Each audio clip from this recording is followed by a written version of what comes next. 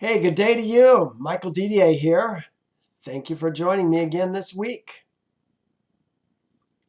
We've been talking about Balum. Really, this is going to be the third week that we're talking about Balum. We actually started a chapter earlier than most start talking about Balum. They usually talk about Balum 22, 23, and 24. We started in 21 because we saw that there was a prophecy that Balum gave concerning Moab when he was cursing Moab for Sihon, king of the Amorites. Do you remember that? That's when we were introduced to Balum, the son of Peor. Well, last week we saw this. They went and got Balum, they being the princes of Moab and the princes of Midian. Remember, it was amazing that they were even together because they hated one another. They would kill each other on sight. But, you know, your enemy becomes your friend when you have a mutual enemy, don't you? They went and got Balum. We talked about the talking donkey. We talked about him, Jehovah telling him not to go with them, yet he was going with them. Two different kinds of withs, which was kind of interesting. Peor was concerned that Israel was covering the face of the earth. And his message to Balaam was, come, curse Israel. He says, for I know that whom you bless is blessed, and he whom you curse is cursed. You know, maybe that works in the kingdoms of men. Maybe a soothsayer, a diviner of things would be able to do that. But when it comes to cursing Jehovah's people, doesn't work, does it? They went to him with, they said, the diviner's fee. Turned out to be the devices of divination. Ooh. Well, he didn't go with them the first time. He went with them the second time. And it was the second time that he was going with them. He wasn't supposed to be equal with them, joining them, but he was. And Jehovah sent an angel to destroy him. His ass, remember the female donkey, the ass, saved him. Remember the donkey, the jackass, are males. Well, he got to him. And he wanted him to curse Israel, but Jehovah would not let him curse Israel. Let's go to 23. He two times, I guess, in this chapter, 2 times in the next chapter, he's going to meet with Jehovah these first 2 times. This word, meet me, you know, you don't know when you're looking at it, but this is a term that has to do with divination.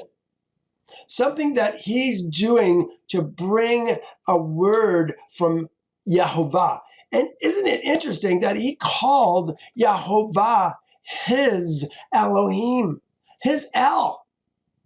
He refers to him to Jehovah Elohim. There's a lot of people out there that are like Balaam. They refer to Jehovah by his name. Maybe they use Yeshua or use Yahweh or Yahuwah, or they use different pronunciations. But they're trying to call him by his name. They call him their Elohim. But you know what? They've never set themselves apart and joined Jehovah's set apart people. As I said twice, Balaam used divination to meet with Jehovah. Here's the first time what he said. He said, how shall I curse whom Elohim has not cursed? And how shall I denounce whom Jehovah has not denounced? For from the top of the rocks I see him.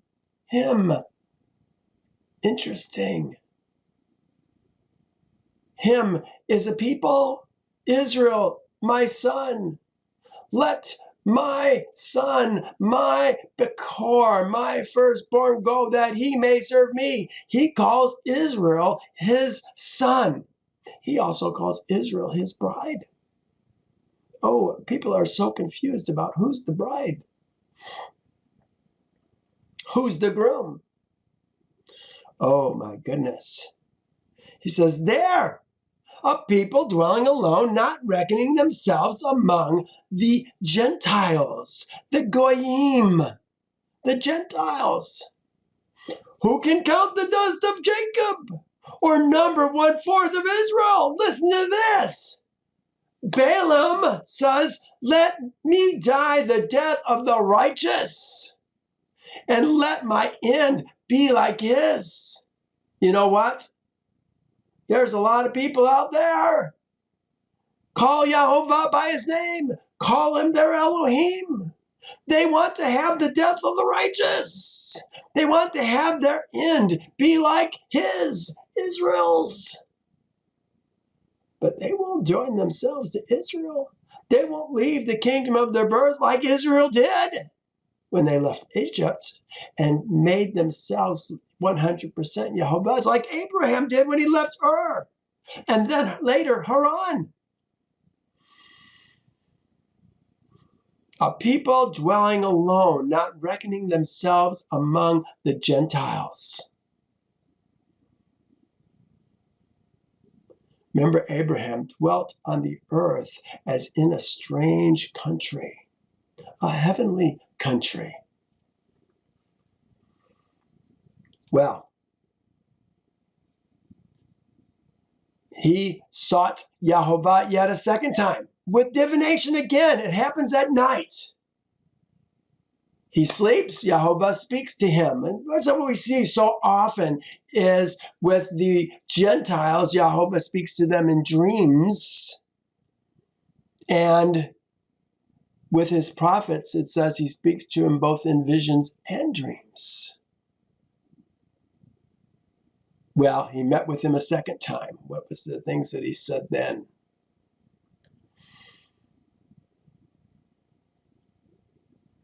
He says, behold, I have received a command to bless. He has blessed, and I cannot reverse it. No, he has no power to reverse it. I love this part about he brings them out of Egypt. He has strength like a wild ox, that image of the ox eating up the grass that's all around us. He has no power. That was Balaam's problem. I have no power over them. Balaam continues, he says, look, a people rise like a lioness and lift up itself like a lion. It shall not lie down until it devours the prey and drinks the blood of the slain. Well, today we're going to talk about Balaam once again. He's going to go up to yet another mountain. The first mountain he went up to was this one here, Nebo. Then he went to Pisgah, and now he's going to go to Peor. Let's take a look.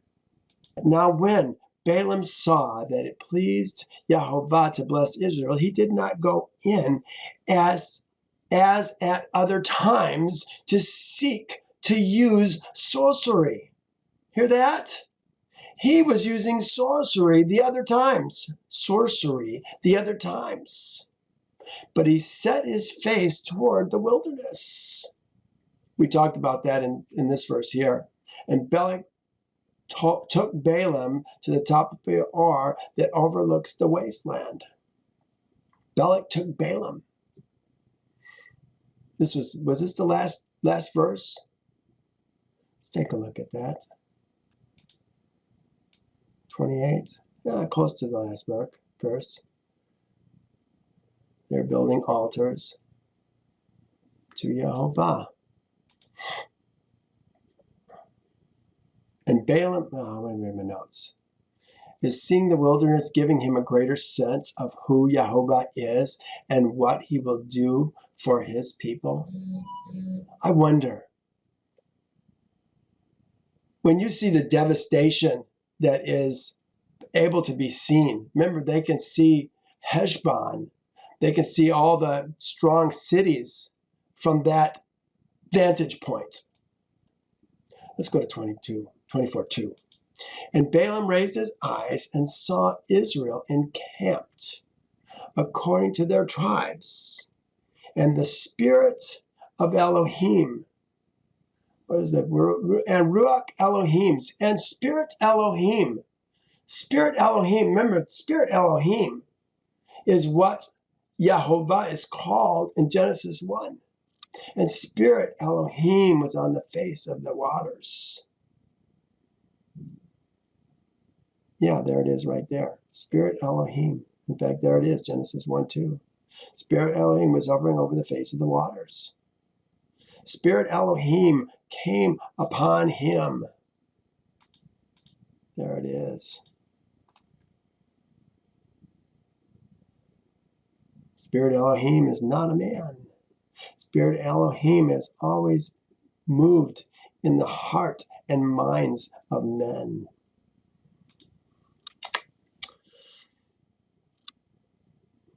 And he took up his oracle. Look at this. Yehovah is not reaching him by divination. This is what we were talking about in verse 1. He did not go as at other times to seek to use sorcery, but he set his face toward the wilderness. That sentence doesn't really go together well, does it? Now it says, and he took up his oracle and said the utterance of Balum ben Peor, the utterance of a man, of the man, whose eyes are opened. I had a question here. How does a man, even a woman, get eyes that see? I believe it comes from a heart that has decided to be obedient to his word. Of course, a man and his woman show their obedience to Yehovah in different ways. Always keep that in mind. His words are foolish to those who are rebellious to his ways. Yeah, they don't want to hear it. Women don't want to hear today about being a helpmeet and etzer kenegdo. An unjust man is an abomination to the righteous, and he who is upright in the way is an abomination to the wicked.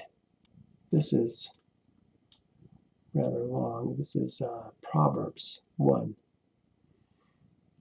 Because I have called, and you refused. I have stretched out my hand, and no one regarded. Because you disdained all my counsel and would have none of my rebuke, I also will laugh at your calamity.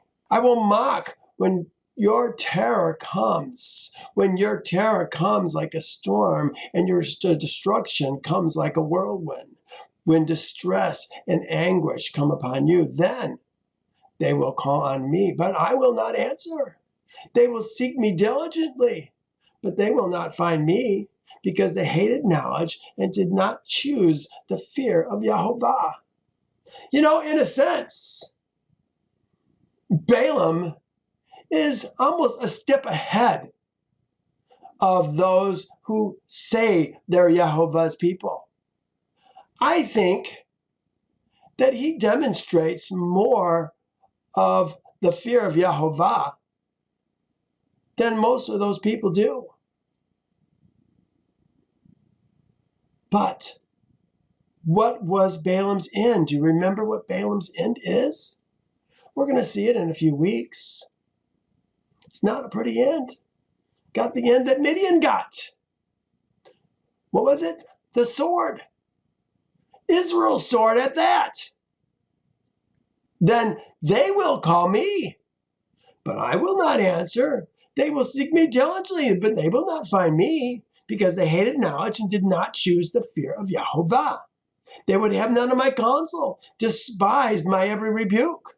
Therefore they shall eat the fruit of their own way, and be filled to the full with their own fancies. For the turning away of the simple will slay them, and the complacency of fools will destroy them. But whoever listens to me will dwell safely and will be secure without fear of evil.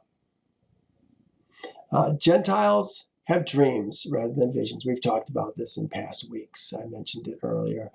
This is Numbers 12:6. I believe this was when Miriam and Aaron were bumping heads with Moses, and Jehovah rebuked them. Hear my words. If there is a prophet among you, I, Jehovah, make myself known to him in a vision. I speak to him in dreams. He went on to say, but he speaks to Moses face to face. Now he takes up an oracle. Then he took up his oracle and said, the utterance of Balum ben Peor, the utterance of man whose eyes are opened. Ooh, I want to be able to talk with eyes wide open. How lovely are your tents, O Jacob. It says your dwellings, O Israel. What does it say? Your residence, your residences. It actually says thy residence. Really, thy residences, I guess. They dwell under the big top. Maybe that's what we're talking about. Plural. Ooh. Thy tents. Thy residences. These are both plural forms, and we're using a singular, thy. Second person singular masculine. Thy tents. Both of these are plural forms. Could be like the big tops. Here's what Jehovah says in Isaiah 40. I like this verse. Have you not known? Have you not heard? Has it not been told you from the beginning? Have you not understood from the foundations of the earth that it is he who sits on the circle of the earth, and its inhabitants are like grasshoppers, who stretches out the heavens like a curtain and spreads them out like a tent to dwell in? He brings the princes to nothing. He makes the judges of the earth useless. Vanity. How lovely are thy tents, O Jacob, and thy dwellings, thy mishkan, thy residences. It's thy residence, but it's the plural form. It's got to be the big top. That's where they dwell, under the big top. Jehovah's canopy. Like valleys that stretch out like gardens by the riverside, like aloes planted by Jehovah, like cedars besides the waters. He shall pour water from his bucket, and his seed shall be in many waters. His king shall be higher than Agag, and his kingdom shall be exalted. Do you remember who Agag was? He was king of the Amalekites. Who are the Amalekites? They were descendants of Amalek. And Amalek was the son of Eliphaz, who was the son of Esau. This is talking about all of Esau's seed. Remember the prophecy that really the blessing, I guess it was a blessing that Isaac gave to Esau, was that he would serve his brother, Jacob. Well, let's take a look at this. I want you to just see who Amalek is. My question was at the top here, who is Agag? So Esau dwelt in Mount Seir. This is where we learn about most of of Esau's descendants is from Genesis 36. Esau is Edom. And this is the genealogy of Esau, the father of the Edomites on Mount Seir. These were the names of Esau's sons. Eliphaz. I'm going to skip some of these things. Raul.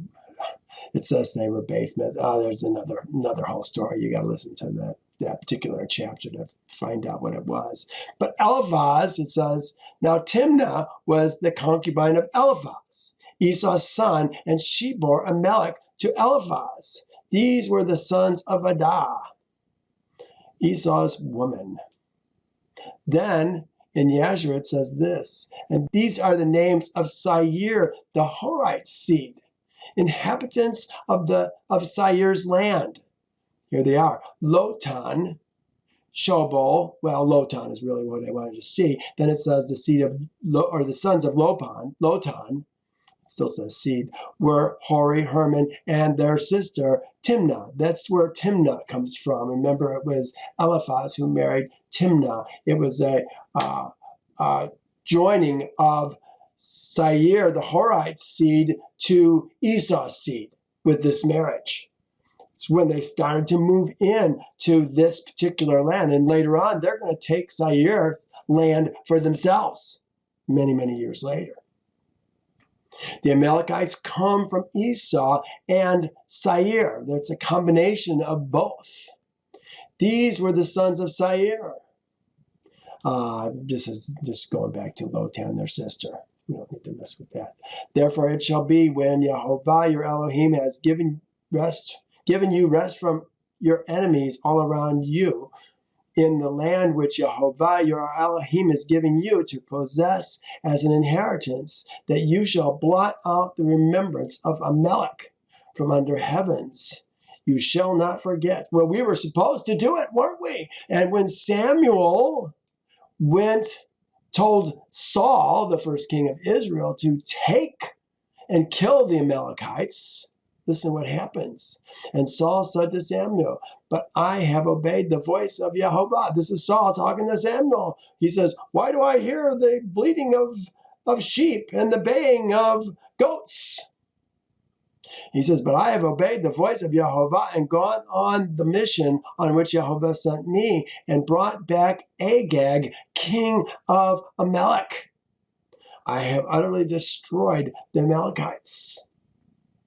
Hear this? We're talking about a strong kingdom. It was Agag's kingdom, who was of Esau, our brother, our fleshly wicked brother. We have a lot of fleshly wicked brother these days.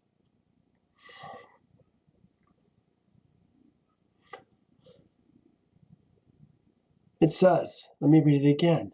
And he shall pour water from his bucket, and his seed shall be many waters.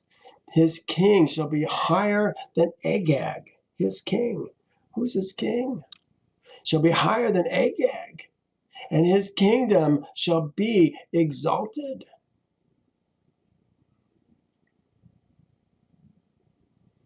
Could the king be Jehovah? Elohim brings him out of Egypt. He has strength like a wild ox. Have we come out of Egypt?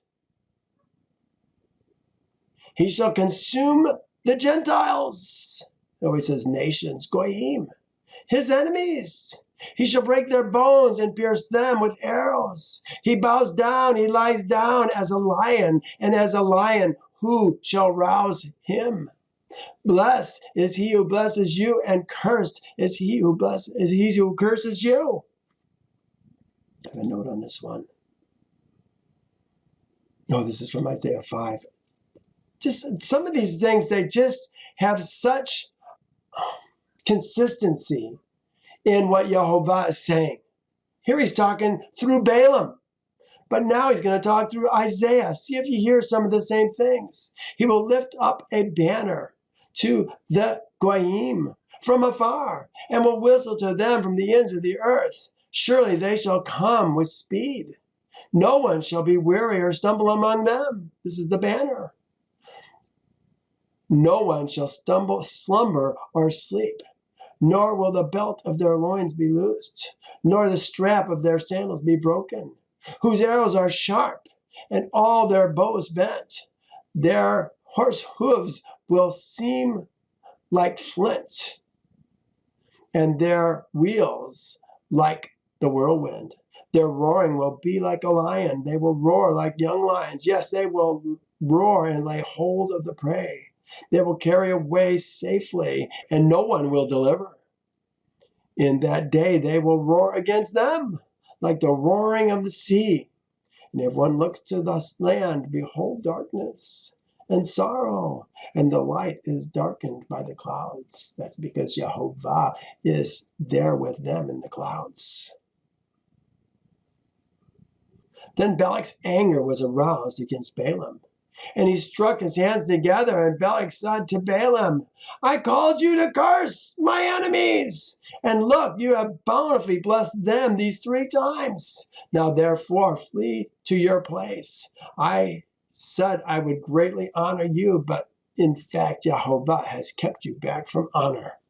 So Balaam said to Balak, did I not also speak to your messengers, thy messengers, whom thou sent to me, saying, what did he say? Thy messengers, which thou sent to me, saying, if Balak were to give me a house full of silver and gold, I could not go beyond the word of Jehovah to do good or bad of my own will. What Jehovah says, that I must speak. You know what? They make it a question. I don't think that's a question. That's a statement. What Jehovah says, that I must speak. And now indeed, I'm going to my people. Come, I will advise thee, what this people will do to thy people in the latter days. Hear that? These are the latter days. What this people will do to thy people in the latter days. You know what? Moab was protected by Jehovah. I don't think people realize it. It was the Amalekites who came after Moab. It wasn't us. We were strictly told none of their land shall be our land. But the Amalekites took their land and we took the Amalekites' land. But they still had land. We weren't able to take that land. Come, I will advise you what this people will do to thy people in the latter days. So he took up his oracle and said, the utterance of Balum ben Peor, the utterance of the man whose eyes are open. Same thing he said in the first one. The utterance of him who hears the word of Elohim. You know what? What a privilege it is to hear the words of Elohim. I want to be one that hears the words of Elohim and can communicate them well to others. I try my best to do it. I apologize for my failures in doing it sometimes. And has knowledge of the Most High, who sees vision of the Almighty, who sees, what does that say? The utterance of him who hears Elohim, hears El's words. This is what it actually is saying, El's words. What the word they use there, Amir. Here's what Elohim says. And has the Most High's knowledge, who falling down with eyes wide open saw Shaddai's vision. The Almighty's vision is how they always want to translate that. But this is Shaddai's vision. Remember, Shaddai is the one who provides. Israel's getting ready. Israel's already taking the promised land for themselves. They've already got the east side of the Jordan River, don't they? Now they're going to go after the west side of the Jordan River in just a year.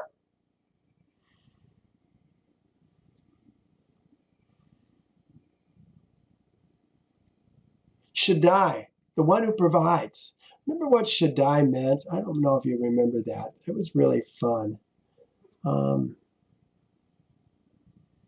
You're just going to have to listen to Genesis 17 to learn it. I can't take the time to do it. Again, the Gentiles have dreams rather than visions. Okay, let's move on.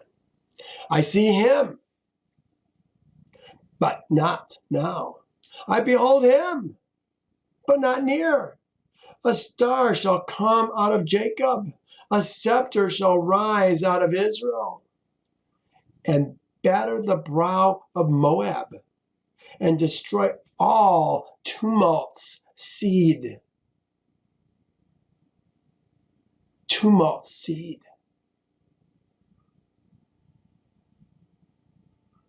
This is just like Israel's seed, only this is tumult seed. This is the opposite of Israel's seed.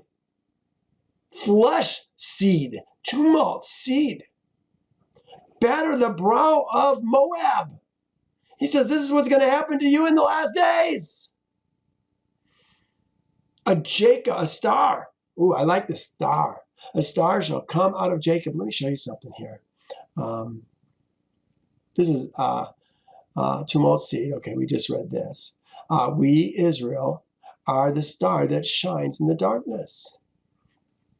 Daniel says, those who are wise shall shine like the brightness of the firmament, and those who turn many to righteousness like the stars forever and ever. Is it a star? Or are we talking again about the plural star, the plural he, Israel? This is what we're looking at. It's talking about a scepter. A scepter shall rise out of Israel. I was looking at that scepter.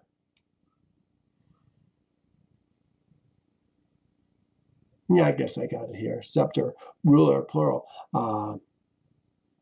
Scepter it's representative of a ruler. Remember, we had the rod of Elohim. Whoever had the rod of Elohim was the ruler. But we were talking about in the last days, we're going to have many of those rulers rising all over the earth, like Moses, separate Moseses. They're Israel, who have already come out and come into covenant with Yehovah at Passover.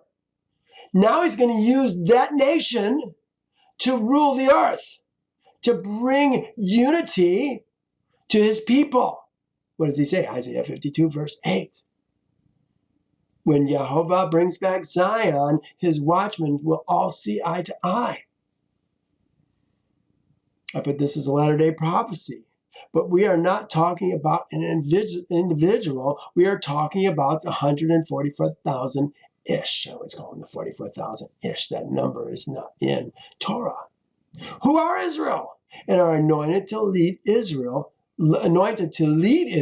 through the wilderness the second time, just like Moses. Here is one of the things that I wanted to bring to your attention. We're talking about a scepter.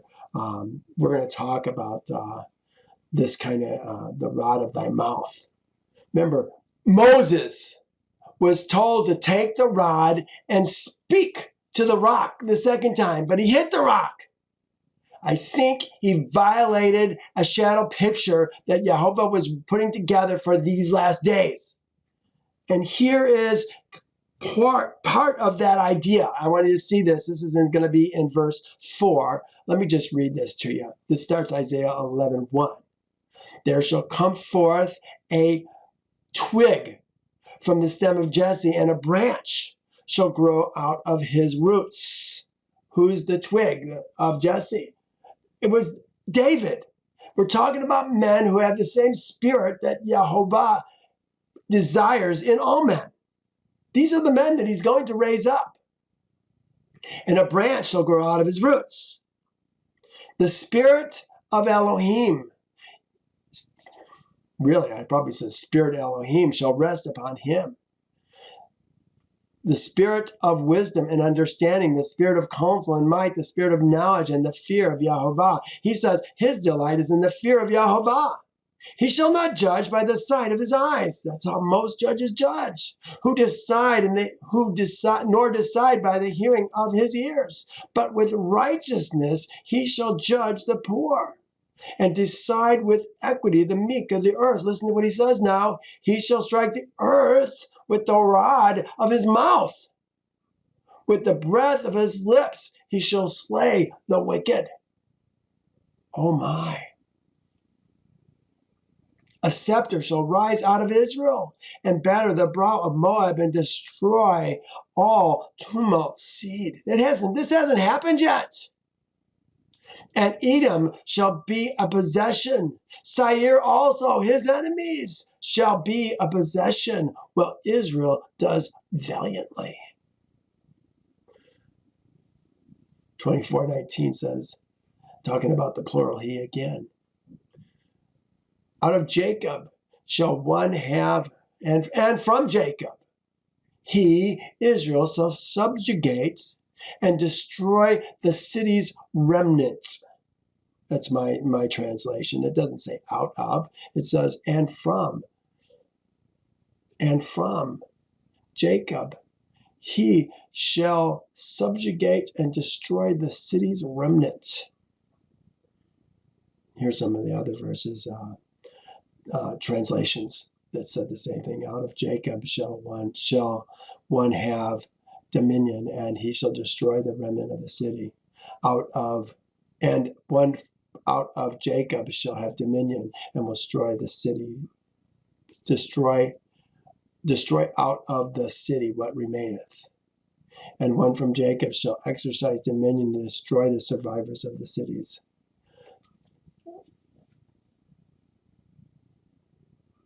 Sounds like the people who are in the cities are in the most troubled areas. I'm glad we're in the country. I want to get more out into the country, Carissa. We have to eventually. I know she'll give me an amen on that. Then he looked on Amalek, and he took up his oracle and said, Amalek was the first among the nations, but he shall be last until he perishes. First among the nations. He was the first one to attack Israel when we came out of Egypt. It was the Amalekites that attacked our rear. Do you remember that? Then he looked on the Kenites. Who are the Kenites? Jethro was a Kenite. He didn't want to join Israel. Why didn't he join Israel? Then he looked on the Kenites, and he took up his oracle and said, firm is your dwelling place, and your nest is set in the rocks. Is it firm? We'll find out. The Kenites, here it says the Kenites were with Israel for a while, but they never joined themselves to Israel. They will also die. Saul bades the Kenites depart from the Amalekites. Oh, isn't that interesting? He was told to destroy the Amalekites, but the Kenites who were dwelling with him, he told them to depart. When in obedience to the divine commission, he was about to smite Amalek. And his reason was, for he showed kindness to all Israel's seed when he came out of Egypt. Oh, look at the contrast between the Kenites and the Amalekites. One was attacking our rear. The other one was helping us. Remember, it was Jethro. He had other names. And Raul. He had one other name even besides that. Jethro and Raul.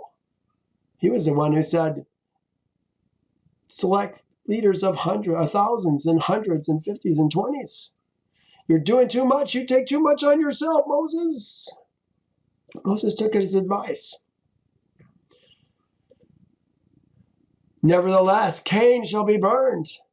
How long until Asher carries you away captive? He's still talking about the Kenites. I said Cain may be the capital city of the Kenites, or perhaps a principal man among them. Asher is Assyria. It is the Assyrian, the plural head of the kingdom of rebellion that will carry the Kenites away. Isaiah 52 says, for thus says my master Jehovah, My people went down at first to Egypt to dwell there. Then the Assyrian oppressed them without cause. Is the Assyrian still coming? Is the Assyrian more than just a man? You know, we always talk about the Antichrist, and we got so much goofiness that we talk about. It really doesn't talk about an Antichrist. In the scriptures, we're talking about the Assyrian, the same way as we're talking about Israel, a plural he. Is it possible that the Assyrian is a group of people that is actually coming against us? I think it is.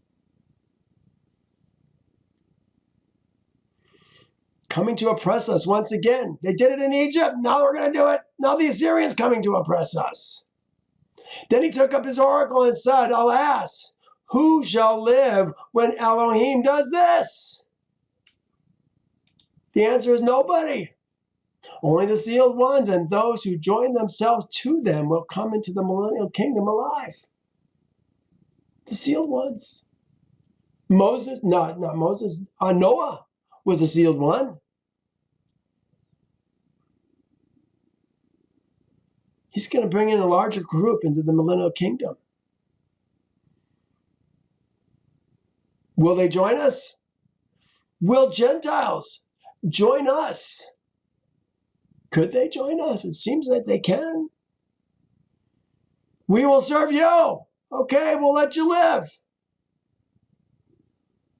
Maybe that's how it is, because there's going to be wicked people in the millennial kingdom. Who shall live when Elohim does this? Here's the last couple of verses. But the ships, let me read my translation of this. And the ships from the direction of Kittim shall afflict Asher and afflict Eber, the Hebrews, those who crossed over, and his, Kittim's assemblage. Remember, Kittim, we're talking about, here's the word, the ships from the direction of Kittim. The coast of Cyprus. Coast of Cyprus, no, not at all. It's Kittim. We're talking about Rome. This is Rome. But where's Rome? You know, our government, the United States government, our government, your government, the U.S. government is based on Roman law. But so are many countries. Where are these ships coming from? There are ships coming, apparently. And they shall afflict Asher and afflict Eber, and so shall Amalek until he perishes. Now, maybe Amalek's not there. And like the others, their fate will be destruction. Kittim's assemblage shall perish forever. That was a basic Bible. Basic Bible, or Bible in basic English.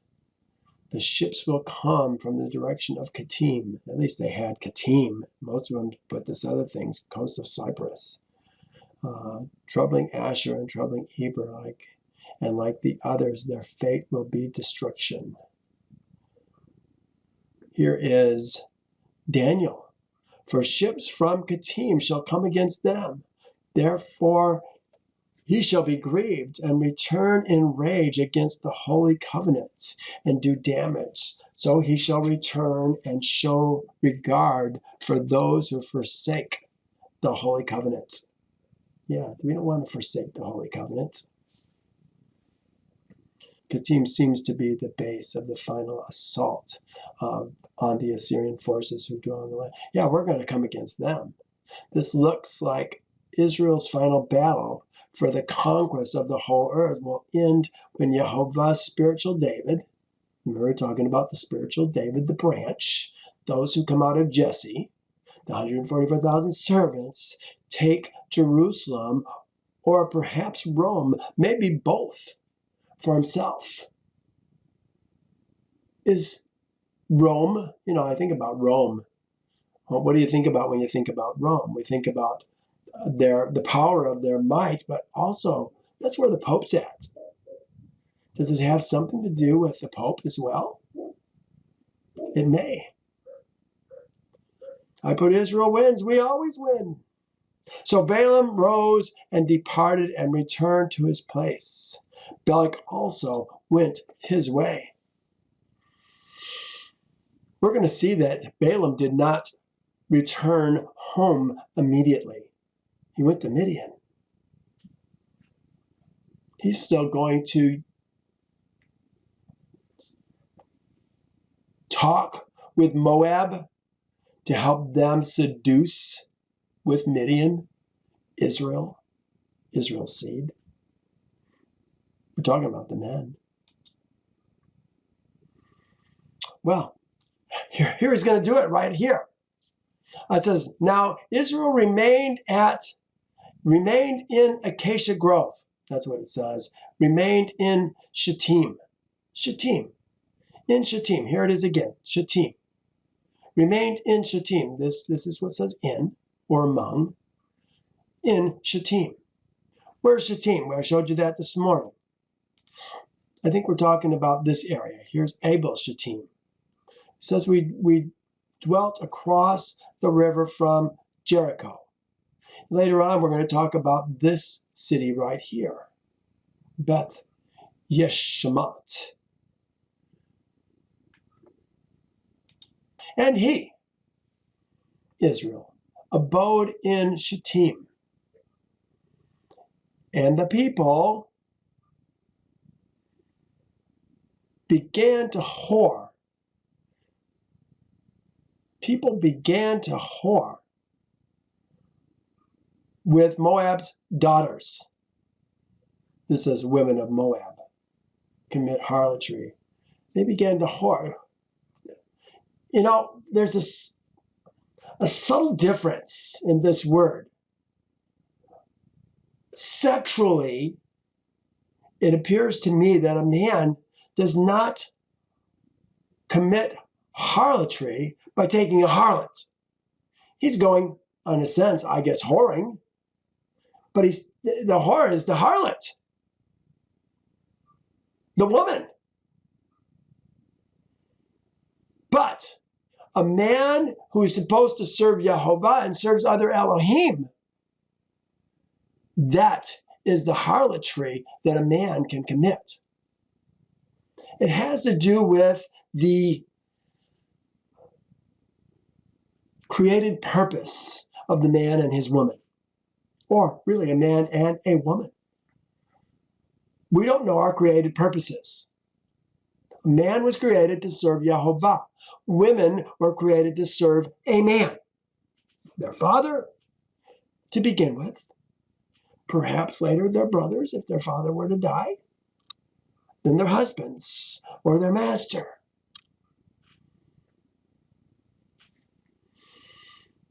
Oh, I know people don't like it when I talk like this. Shittim is where Israel is wintering in preparation for the spring invasion. We're going to be here for a year.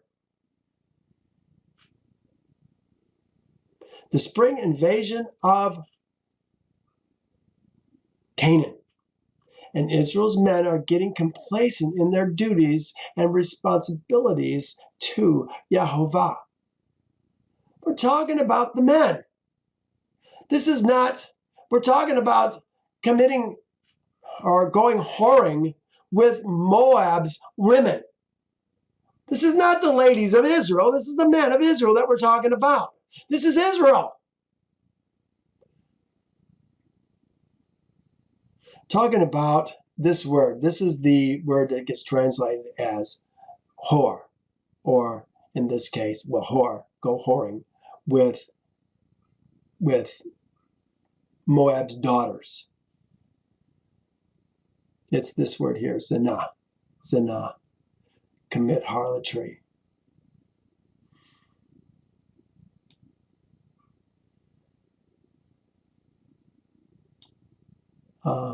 I translate it as whore, and that's exactly how Ancient Hebrew Lexicon of the Bible translated it, was as whore.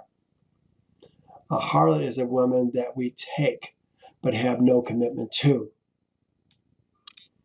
No, we saw in Torah, so strange.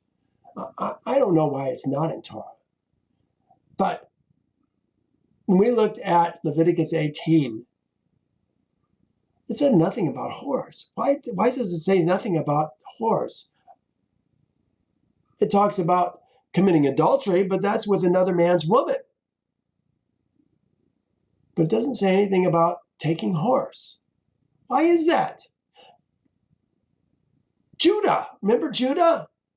He took Tamar, the widow of two of his sons, thinking that she was a harlot. But she wasn't a harlot. Later he said, she is more righteous than I. And, in our Christian understandings, we want to say, why? Because he went whoring. No, that was not what he was saying. What he was saying was, he was supposed to give Sheila to her for her man. That's Torah. But he didn't do it because he was afraid that it was because of her that his sons were dying. So he didn't give his third son to her. Now, she, knowing that she has to get his seed, plays as if she's a harlot. But in a sense, she's doing it. Why?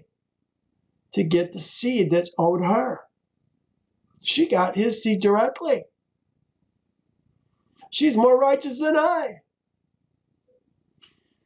He knew she had seed coming to her. But it wasn't because he was playing around with a harlot. That wasn't the problem. The problem was he hadn't given her his sons and made sure that she got the seed that she had coming. Observe what I command you this day. Behold, I'm driving out before you the Amorite, the Canaanite, the Hittite, the Perizzite, and the Hivite, and the Jebusite. Take heed to yourself, lest you make a covenant with the inhabitants of the land where you are going. Don't make a covenant with the inhabitants of the land, lest it be a snare in your midst. But you shall destroy their altars, break down their sacred pillars, cut down their wooden images. For you shall worship no other Elohim, for Yahovah, whose name is jealous, is a jealous Elohim. He's talking to Israel's seed. Lest you make a covenant with the inhabitants of the land, and they commit harlotry with their Elohim, and make slaughter, listen to this, and make slaughter to their Elohim. And one of them invites you to eat of his slaughter, and you take his daughters for your sons. And his daughters commit. Here it is. This is the harlotry again. Commit harlotry with their Elohim, and thy sons commit harlotry with their Elohim.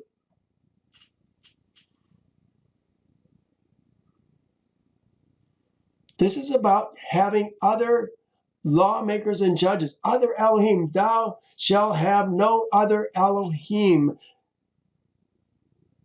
before my face, existing before my face. That's the harlotry that men do to Yahovah. These women were committing harlotry, and we were taking them, gladly apparently. But it was worse than this. Look what it says in the next verse. They invited, here, let me see if I have a translation on this. And they called to people. They called to people, to their Elohim. They called, it says the people, to people. The people. I guess we can have the people. He called the people to their Elohim slaughter. Their Elohim slaughter. They say sacrifices to their Elohims. It throws a different picture into our minds. We don't understand what it means to take other Elohim slaughters. You go to the grocery store. Where's that meat slaughtered to? It's slaughtered to other Elohim's statutes and judgments and ordinances. We talk about this in Leviticus 17. It's a huge thing that we've got to understand. They called the people to their Elohim slaughters. I says, and worse, the people did eat. And still worse, the people bowed down to their Elohim. Do you hear what's going on here? We are being tempted by Moab, using the flesh of these women to bring us, Israel's seed, away from Yehovah. First, we're taking the women. Then we're eating of their slaughters, their Elohim's slaughters. It says, and the people ate and bowed down to their Elohim. Now we're worshiping their Elohim, bowing down. What does it mean, bowing down? You know, we get so religious sometimes. I think we forget. When we talk about worship, we're not talking about praise the Lord. We're talking about how we live our lives. We're talking about bowing down to their Elohim. We're talking about how we're serving them. You go to court. Everyone rise. Everyone gets up. I don't get up, but everyone else gets up. Sometimes if I'm not there in person, I'll make sure I'm standing when the judge comes in. Sit down. No, I don't sit down either. But you don't stand out quite as much.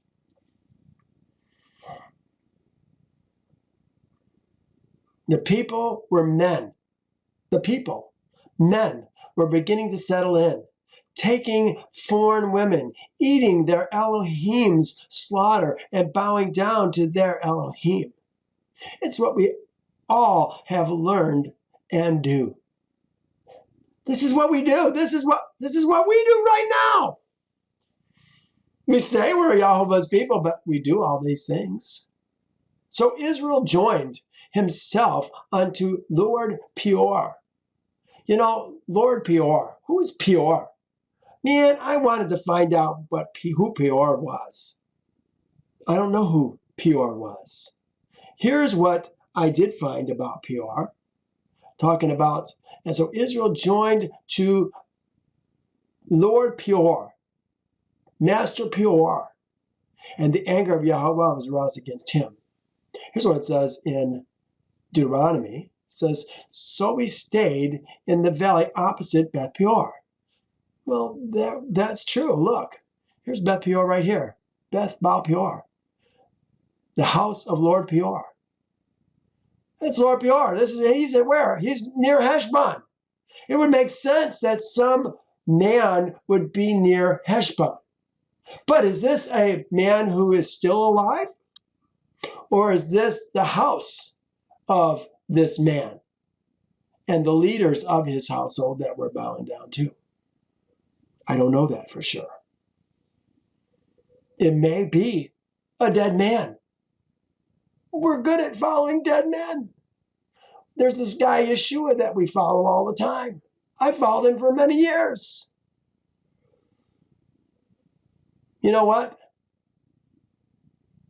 The only person that we follow that we can't see, that we're supposed to follow, I'm talking to men, that we're supposed to follow that we can't see, is Yehovah. That's it.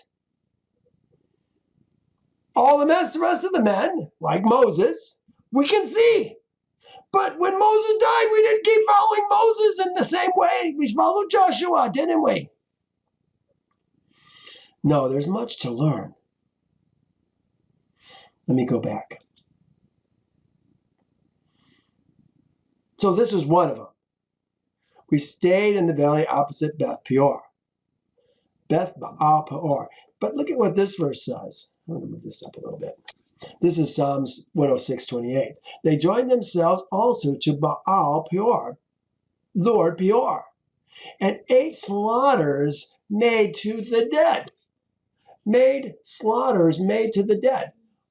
What does that mean, to the dead? Here's a thought. Are these slaughters made to men who have no life in them? Maybe. The USDA, those are dead men, in a sense, walking dead. They don't have the second life that Jehovah's people have. Like the Elohim of the land, who are just like walking dead. Or were these slaughters made to someone like a Jesus? I think it's the former, not the latter. But that's just my own personal opinion. It could go either way. Did they finish their slaughters by saying in Peor's name? And God bless this food in Peor's name. Maybe they did. I don't know. So Israel is joined to Lord Peor, and the anger of Jehovah was aroused against Israel. Then Jehovah said to Moses, look at this. You guys, this says, Then Jehovah said to Moses, take the leaders of the people and hang the offenders before Jehovah out in the sun, that the fierce anger of Jehovah may turn away from Israel. Let me tell you, that doesn't put the same image in my head that when I studied the Hebrew, I saw. Here's what I saw. And Jehovah said to Moses, I'm on the right side here, take all the people's heads. The people's heads. This is what we're talking about, the people's heads. Take the people's heads and sever them. That's the offenders' heads. And hang them before Jehovah in the sun, that the fierce anger of Jehovah may retreat from Israel.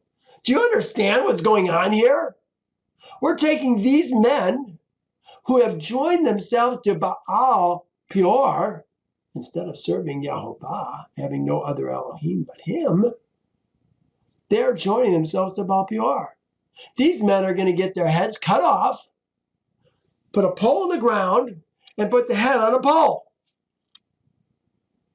This is what we're talking about. This is going to cause the fierce anger of Jehovah to retreat from us, from Israel. These people in Israel were leading others in a way they should not go, and they had to be destroyed.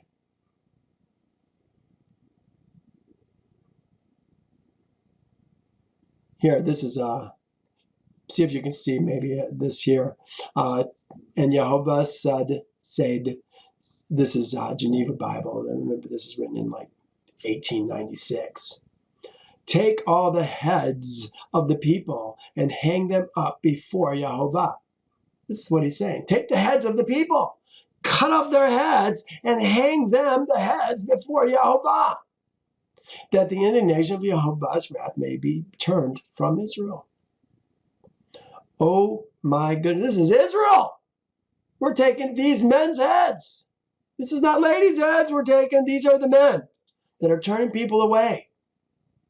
So Moses said to the judges of Israel, remember this is Moses, or this is Jehovah talking to Moses in verse 4. Now in verse 5, Moses is going to talk to the judges of Israel. This is the Shafati. Israel's Shafati.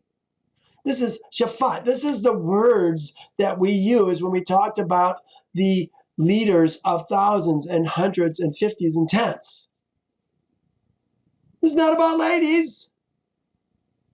So Moses said to Israel's judges, every one of you kill, this is nakat, narag, every man of his men. This is Enoshi, this is Ish Enoshi. Remember we talked about Ish many times. It was every man, or all men. We're talking about men. This happens to be it uses the same word. We're trying to get every, because it's Ish repeating itself. We're talking about every man of his men. Kill every man of his men who is joined to Lord Peor. Do you hear how that's going? These are men. These are not ladies. These are men.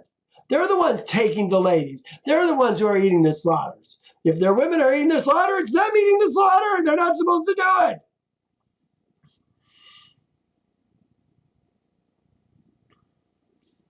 And indeed, one of Israel's seed came. Oh, my gosh, we're talking about blatant disobedience. Here is one of Israel's seed, came and presented to his brethren, a Midianite woman, in the sight of Moses and in the sight of the congregation, the assembly of Israel's seed, who were weeping at the door of the tent of meetings. Do you hear what's going on? Here's Moses and the assembly of Israel's seed, who were weeping at the door of the tent of meetings. These are men who are seeing what's going on. They don't like it. And now a man is going to come before those men and blatantly take this woman into his tent. Well, there's one man in particular who's not going to tolerate this. His name is Phinehas. He's the son of Eleazar, the high priest, who is the son of Aaron, who's no longer around. Let's take a look at my notes here. Here is a man, Zimri, who is flaunting wickedness in Israel. He's bringing Cozbi to his brethren. Not only his brethren, but his brethren who are weeping at the door of the tent of meeting for the wickedness that's going on. It appears that Midian is involved also with the seduction in Israel. This is the first time that Midian is even being introduced into this. Up until now, it's been Moab. Now he's bringing a Midianite daughter, but a Midianite woman. But we're going to find out this is not just any Midianite woman. Remember, Esau took Timnah and made a covenant between Seir, the Horite seed, and Esau's seed. Now, here's a man of Israel bringing Cozbi. We're going to see that she's a daughter of one of the 5 kings of Midian. No, this is not going to happen. According to Yashar, Balum ben Peor went to Midian. Here's what it says in Yashar 85:50. And when Balak saw that Balaam would not accede to his wishes, he rose and went home. And Balaam also returned to his land, and he went from there to Midian. So it says he went to his land. That's what it said in Torah. And it says, and he went from there to Midian. So he's going to his land, but he's going to Midian first, it sounds like. I put, this is Numbers 31. We haven't gotten there yet. Look, these Moabite women caused Israel's seed through the counsel of Balaam to transgress against Jehovah in the incident of Peor. And there was a plague among the assembly of Jehovah, among Jehovah's assembly. And they joined themselves, this is Psalms, and they joined themselves also to Baal Peor, and 8 slaughters made to the dead. So, was Peor a dead El, like Yeshua, or a man with no life in him? Yeah, they probably said, God bless this food in Peor's name.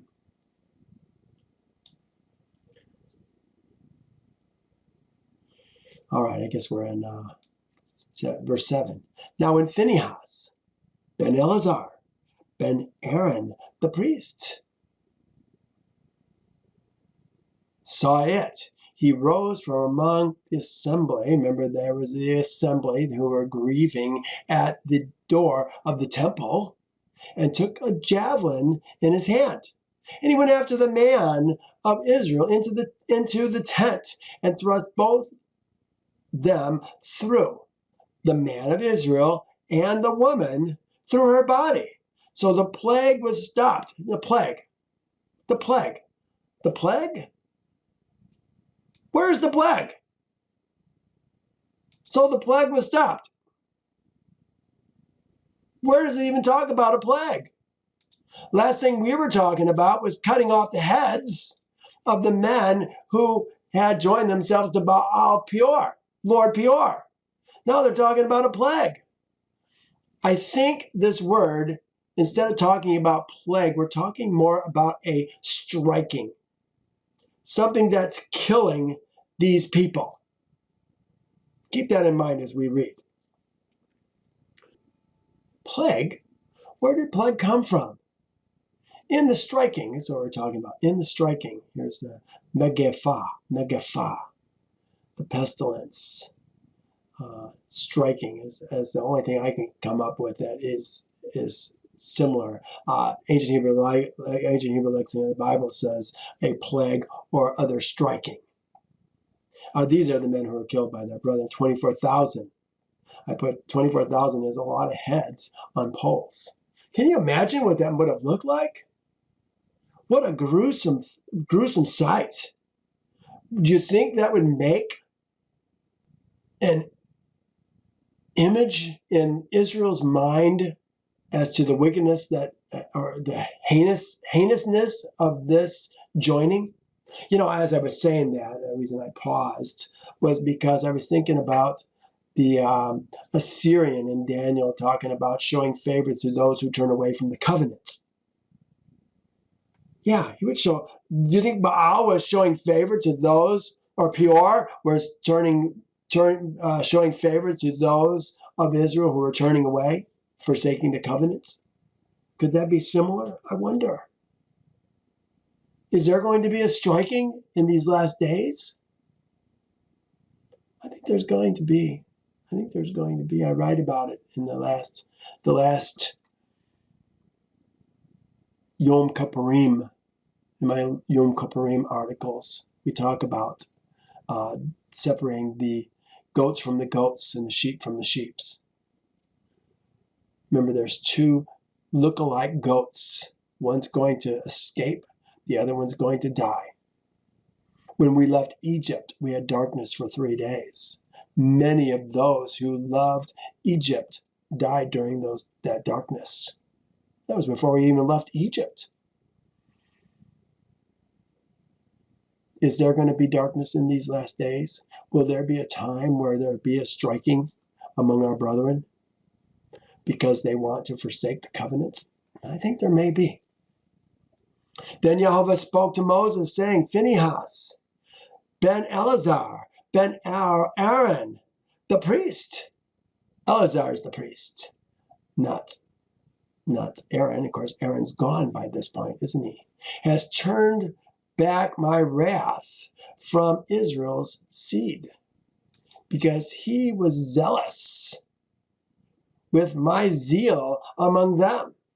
He was doing what Jehovah said, and what Jehovah wanted was for these wicked men to be destroyed. Taking that javelin on his own and running these two people through to be an example of what's supposed to happen, Jehovah appreciated, didn't he? Listen to what Jehovah says. Therefore I say, behold, I give him my covenant of peace, and it shall be to him and his seed after him, and it shall be unto him and to his seed after him the covenant of an everlasting priesthood, because he was zealous for my Elohim. And he made a covering. They always want to say make an atonement. He made a covering. The word is kafar, to cover. Made a covering for Israel's seed. He helped stop the striking that was going on. They called it the plague. Again, where's the plague? There's no plague that was started. It was the striking that was started. He was the one who stopped it. But it looks to me like Phinehas' zealousness is what made a covering for Israel's seed. One man made a difference for a whole nation. Isn't that cool? Ooh, I want to make a difference like that. What does it take? It takes knowing Jehovah's word and acting upon it. Is Jehovah waiting for men like that to step up?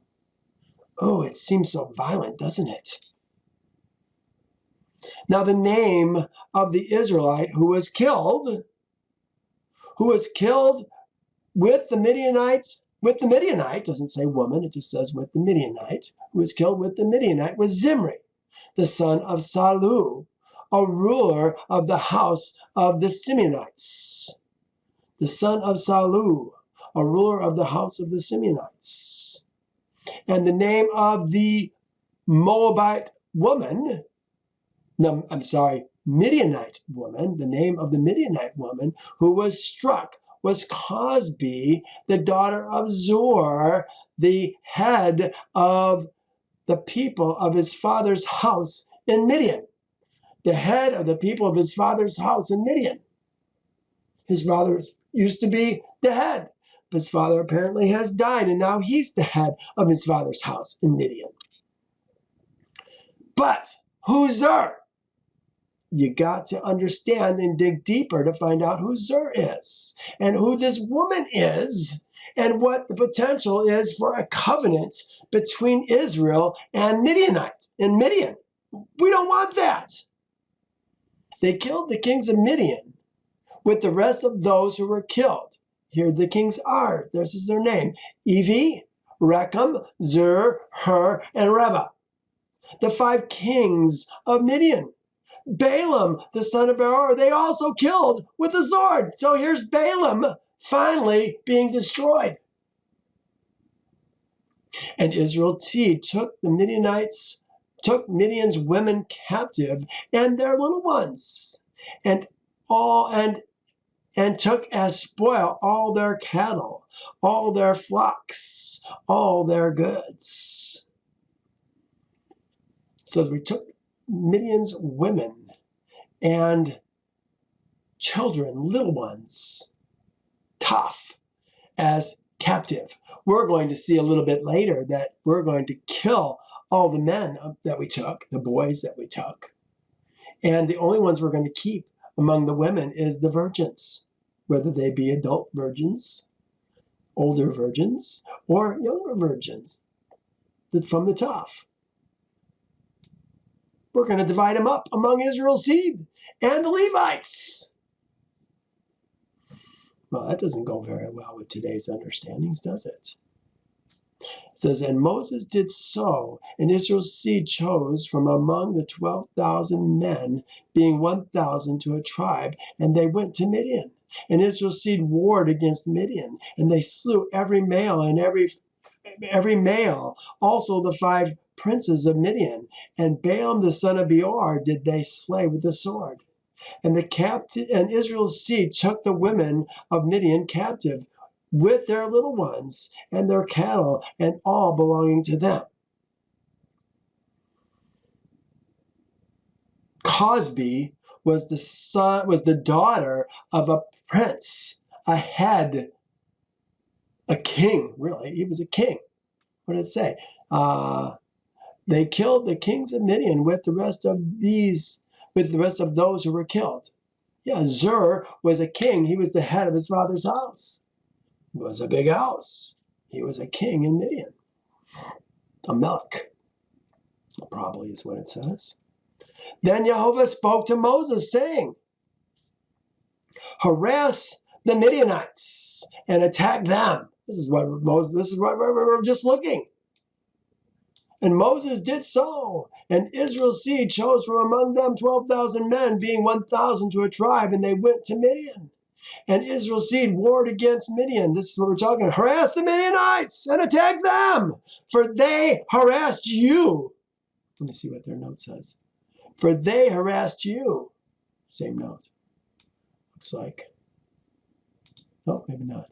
For they vexed you, them physically, the Midianites, and strike them. Nakah them, and attack them, strike them. For they harassed you with their schemes by which they seduced you. We were being seduced by the Midianites.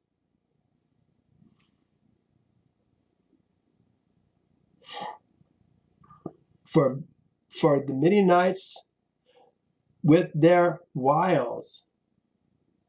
They have beguiled you in the cause of Peor and the matter of Cozbi, the daughter of a prince of Midian. He was actually a king of Midian. Their sister who was slain in the day of the striking for the cause of Peor, which came to you. Spiritually vexed. I put that as spiritually vexed, vexing. Well, spiritually vexing, what does it mean, spiritually vexing? It's causing you to do something that Yehovah, a spirit Elohim, has asked you to do. That's why it's a spiritual rebellion, I guess. Spiritually vexing us is this kind of qualitative plural. They vexed us with women and meat and things of the flesh. Yeah, that's what's going on. All right. We finished this last one, and they asked you, I guess we did 18. By vex, for vexes, the Midianites with their wiles have beguiled you. Vexes, that's the plural. That's what we're talking about. Vexes, spiritually vexed. It's a qualitative plural. All right. Well, these qualitative plurals are really important. We see them in a lot of places. We have to really keep our eyes open for them.